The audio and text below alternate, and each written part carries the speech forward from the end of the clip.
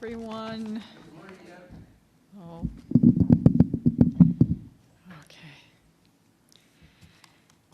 Okay, so our story this morning is about planting, cultivating, and harvesting our fruits of the Spirit.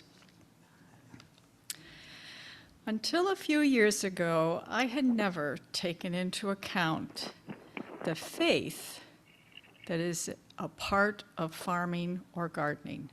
And I'll just explain real quick.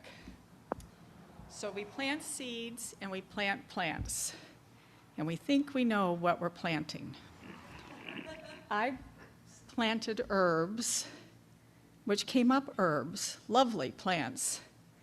In the basket are gourds. I thought I planted butternut squash, but the Lord thought I needed gourds, must be, so I have lots of gourds. Anyways, gardeners and farmers that I know plant tiny seeds every spring in hopes that they will produce a harvest in the fall. Corn, beans, squash, sunflowers, flowers, crops produce feed for our livestock and finances to provide for our families.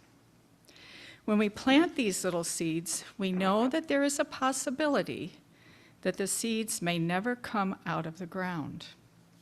Maybe the plants will be harmed or destroyed by hail, insects, flooding, or drought. But we have faith that God will provide if He has called us to be farmers and gardeners. Farmers don't stop caring for their seed after it's planted.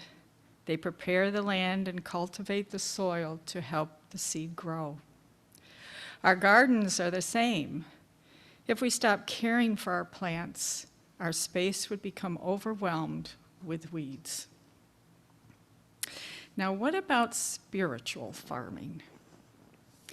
Our spiritual development is not much different. After we become Christians, we will only grow if we cultivate our faith. That looks different for everyone. Maybe it's taking the time to read and pray. Possibly you are encouraged through worship with other believers in the church. Some believers grow through listening to music, to books and podcasts.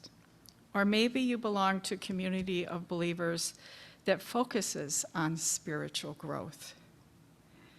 Maybe it's planting seeds in others by mentoring or being a leader.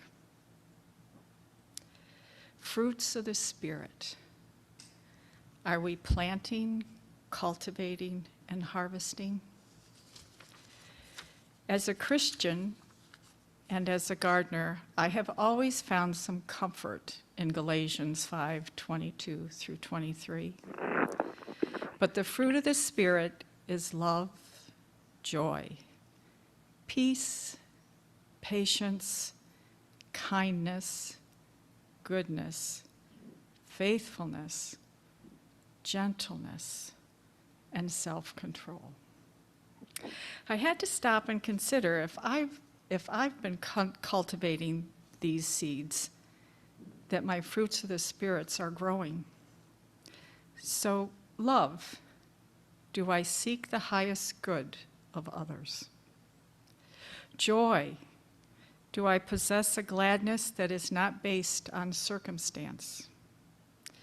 Peace. Is there contentment in my heart and unity between people? Do other people ask, what do you have that I don't? Patience. Am I slow to speak and slow to anger? Kindness. Am I merciful, sweet, and tender? Goodness. Am I generous and open-hearted? Faithfulness.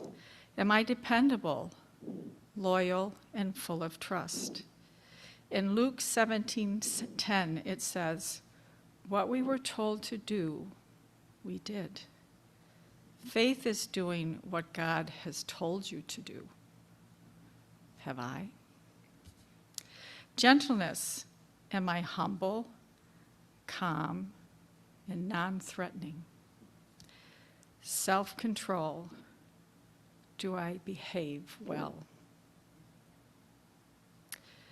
But we need to avoid stinky fruit.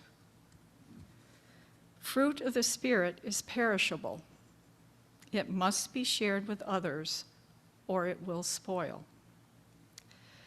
I find myself thinking about those Fruit of the Month clubs. No one has ever gifted us that, but I've heard that there is a lot of fruit, and if you don't share it with your neighbors, it becomes a box of stinky, rotten fruit. So now, seasons of life.